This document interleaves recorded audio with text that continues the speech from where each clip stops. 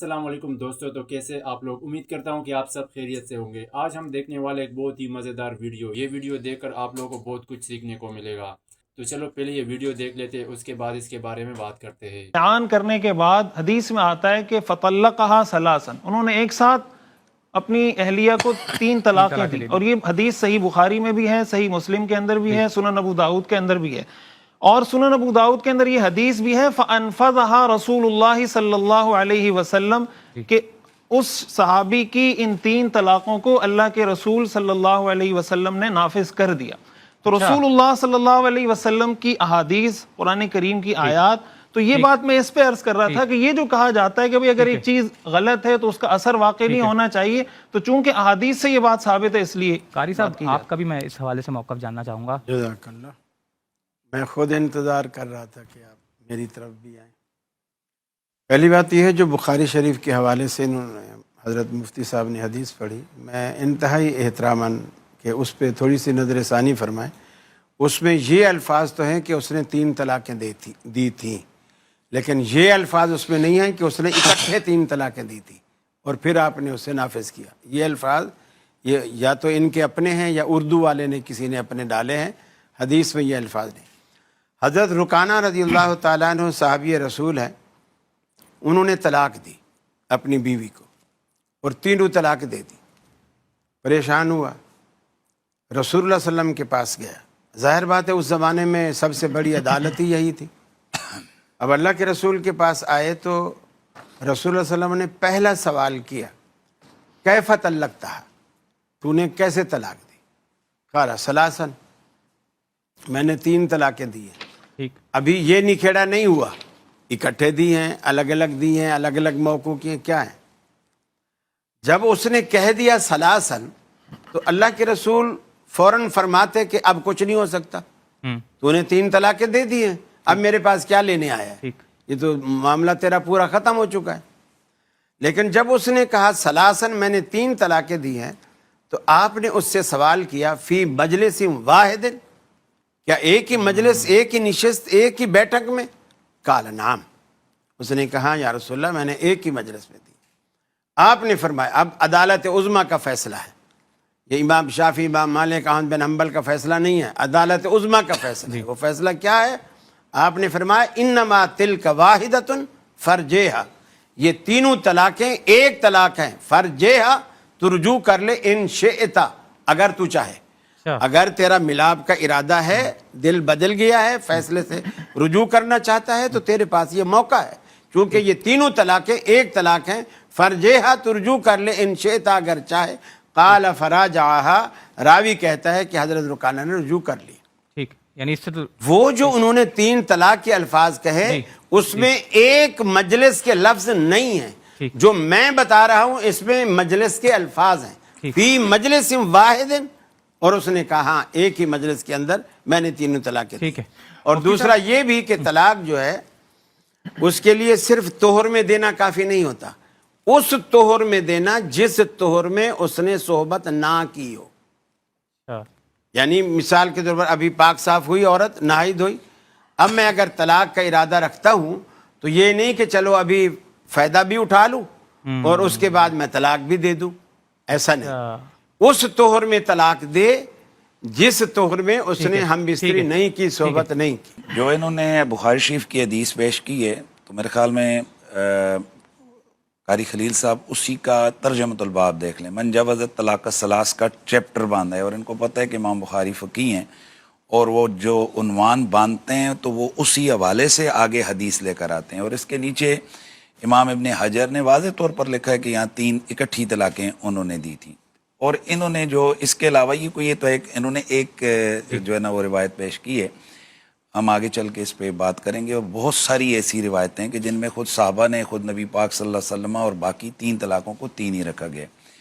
میں سب سے پہلے جو انہوں نے حدیث رکانہ کی بات کی ہے، تو پہلی بات یہ ہے کہ یہ حدیث رکانہ امام ابن حجر نے اس کو تلخیص الخبیر کے اندر معلول لکھا ہے، حافظ ذہبی نے اس کو داؤد بن رسین کے مناکیر میں شمار کیا ہے۔ اس کے علاوہ یہ جو روایت ہے تو امام نووی رحمۃ اللہ تعالی فرماتے ہیں کہ یہاں پر اوپر اس کی سند کے اندر بعد الناس ہے، مجہول ہے اس کا راوی۔ 3 علتیں یہ بیان ہو گئیں، اور چوتھی بات یہ ہے کہ دیگر جو حدیث کی کتابوں میں یہ روایت ہے حدیث رکانہ جس طرح ابو داؤد شریف میں، نسائی میں اور دیگر جو ہے نا ترمذی میں، تو وہاں پر یہ جو انہوں نے الفاظ ذکر کیے ہیں 3 کے، وہاں 3 کے الفاظ نہیں ہیں، وہاں پر طلاق بتہ کا ذکر ہے. اچھا، اب جب ایک ہی واقعہ 2 مختلف جہتوں سے آ گیا تو اس کا مطلب ہے کہ اس کی قطعیت نہ رہی. اب امام ابو داؤد رحمۃ اللہ تعالی اس حدیث کو ذکر کرتے ہیں، اور یہ حدیث انہوں نے جو بیان کی ہے الگ سند ہے جس کے اوپر میں نے جرا کر دی. دوسری جو سند ہے امام ابو داؤد نے روایت کی ہے وہ حضرت رکانہ کے پوتے سے روایت کی ہے، اور وہاں پر وہ فرماتے ہیں کہ میرے دادا نے اپنی زوجہ محترمہ یعنی میری دادی جان کو ایک طلاق بتہ دی تھی. طلاق بتہ ایسی طلاق نہیں جس سے بندہ تعلق توڑ دیتا ہے. اب یہاں امام ابو داؤد نے بڑا زبردست جملہ لکھا ہے، وہ فرماتے ہیں کہ اس حدیث سے جو مسلم کی ہے یہ حدیث زیادہ مضبوط ہے، کیونکہ یہ اولاد ذکر کر رہی ہے اور گھر والے بہتر جانتے ہیں کہ گھر میں کیا ہوا ہے. اور پھر امام حسن مجتبی علیہ السلام کے حوالے سے جناب دارقطنی نے اس کو روایت کی ہے، بہقی نے، کہ ایک مجلس میں 3 طلاقیں آپ نے دیں. گو کہ اس کی سند کے حوالے سے جو ہے نا وہ معاملات ہوئے ہیں، لیکن بہرحال ہم یہ اوورآل دیکھتے ہیں کہ صحابہ کرام اور اس کے بعد چاروں فقہا ان سب نے، اور میں یہاں ایک جس طرح انہوں نے بیان کیا ہے ہماری بات کو غلط جو ہے نا بیان کیا جاتا ہے. ہم یہ کہتے ہیں کہ طریقہ غلط ہے، ایسے نہیں کرنا چاہیے، جیسے دائیں ہاتھ سے کھانا چاہیے، منہ کتے کی طرح ڈال کے نہیں کھانا چاہیے. لیکن اگر کوئی روزے کی حالت میں منہ کتے کی طرح ڈال کے کھائے روزہ ٹوٹ جائے گا. ویسے حرام ہے کہ آپ لوگ جناب شراب کا قطرہ پیئیں، لیکن اس حرام کو بھی اگر آپ روزے کے دوران آپ پیئیں گے تو آپ کا روزہ ٹوٹ جائے گا. اب اس کا یہ مطلب نہیں کہ جب ہم کہتے ہیں جی کہ روزہ ٹوٹ گیا تو اس کا یہ مطلب ہے کہ جی شراب حلال ہو گئی ہے. یعنی طریقہ غلط ہے لیکن اس کا اثر جو ہے نا وہ ظاہر. میں یہ عرض کر رہا تھا، ایک تو ابھی تک مجھے اس کا جواب نہیں ملا جو میں نے اعتراض کیا کہ انہوں نے 3 کے الفاظ تو بولے لیکن اس میں ایک مجلس میں اس نے 3 دی اور 3 ہی مان لی گئیں. یہ صراحت حدیث میں نہیں ہے، ایک بات. اور دوسری بات، یہ بات تو انہوں نے بھی مانی، دونوں نے مانی کہ اس کو ایک وقت میں ایک ہی طلاق دینی چاہیے، 3 نہیں دینی چاہیے، جیسا کہ انہوں نے حدیث پڑھی دونوں اس بات کے اوپر متفق کہ اللہ کے رسول حضرت عباس والی کہ ایولابو بکتاب اللہ وانا بین اظہرکم، کہ میں تمہارے درمیان ہوں اور اس کے باوجود اللہ کی کتاب کے ساتھ کھیلا جا رہا ہے. تو گویا اس کو آپ نے اللہ کی کتاب کے ساتھ ٹھٹھا قرار دیا کہ ایک وقت میں 3 دینا. گویا یہ بھی یہی کہتے ہیں کہ طلاق ایک وقت میں ایک ہی دینی چاہیے. ٹھیک، اب اسی فارمولے کو سامنے رکھ کر اگر ایک بندہ 6 طلاقیں دیتا ہے، 10 طلاقیں دیتا ہے، تو میں ان سے پوچھوں کہ کتنی نافذ ہوں گی ایک وقت میں؟ اگر کوئی 10 بولتا ہے تو یہ بولیں گے 3 نافذ ہوگی، جیسے انہوں نے 97 کی 100 کی مثال دی. 3 نافذ ہوں گی اور باقی 7 خارج کر دیں گے. اسی فارمولے کے تحت میں یہ کہتا ہوں کہ ایک وقت میں خامد کو حق ہی ایک طلاق کا ہے، اس نے 10 دی تو تم نے 3 نافذ کر کے 7 خارج کر دی، تو جب اس کو حق ہی ایک کا تھا تو 1 نافذ کر کے 9 خارج کرو. اس لیے کہ ایک طلاق اس کی ہو گئی اور یہ اتنی مؤثر ہے کہ 3 طلاقوں تک جائے گی، اس کو دوسری تیسری دینے کی ضرورت ہی نہیں ہے. وہ تو اگر دوسری دے بھی رہا ہے تو طلاق پر طلاق ہے، طلاق پر طلاق تو ہوتی ہی نہیں ہے. ایک عورت کو طلاق ہوئی بھی ہے، منکوحہ پر طلاق ہوگی، متعلقہ پر طلاق نہیں ہوگی. تو جب ایک طلاق جاری ہے، وہ رکی نہیں ہے کہیں پر، وہ جاری ہے، تو دوسری طلاق آئے گی. مثلا ایک شخص سجدے میں ہے اور ایک شخص نے 5 منٹ کا سجدہ کیا، اٹھ کے بیٹھ گیا، جلسہ کیا، پھر 5 منٹ کا سجدہ کیا، دونوں نے 10 منٹ سجدے میں لگائے، اور ایک بندے نے 10 منٹ سجدہ ہی کیا، پورا 10 منٹ کیا، دوسرے نے 10 منٹ کیا لیکن بیچ میں اٹھا. 2 سجدے کس نے کیے؟ جو بیچ میں اٹھا. جب تک انقطاع نہیں آئے گا وہ ایک چیز جاری رہے گی. یہ 10 منٹ تک ہم کہیں گے بھلے 15 منٹ پڑا رہا سجدہ اس نے ایک. خلیل صاحب کی عبداللہ بن عباس والی بات کریں، کس قدر یعنی تحکم ہے انہی عبداللہ بن عباس سے میں 100 اور 1000 والی روایتیں پیش کر رہا ہوں.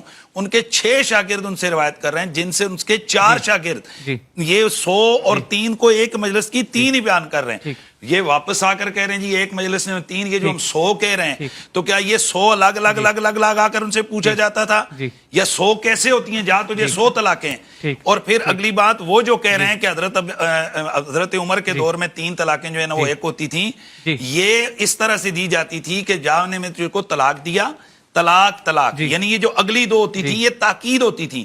حضرت عمر, بخاری شریف کے اندر اس کی تشریح موجود ہے, امام بخاری رحمۃ اللہ تعالی اس کو لکھتے ہیں کہ حضرت عمر فاروق رضی اللہ تعالیٰ عنہ نے فرمایا کہ لوگوں رسول اللہ کے دور میں وحی نازل ہوتی تھی اور تم پکڑے جاتے تھے, اب چونکہ وحی نہیں آئی ہے لہذا میں تمہیں ظاہری سے پکڑوں. کیوں؟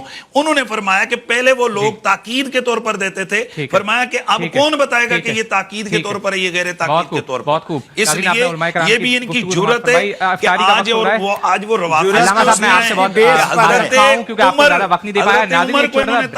تو گائز یہ تھی آج کی ہماری ویڈیو. آئی ہوپ کہ آپ لوگوں کو سمجھ آ گئی ہوگی. آپ لوگ کمنٹ سیکشن میں بتائیں کہ کون صحیح ہے اور کون غلط. مزید ایسی ویڈیوز کے لیے ہمارے چینل کو لائک, کمنٹ اور سبسکرائب کریں اور بیل آئیکن کو پریس کر لیں تاکہ نئی ویڈیوز سب سے پہلے آپ تک پہنچ سکے. ملتے ہیں نیکسٹ ویڈیو میں, تب تک کے لیے گڈ بائے.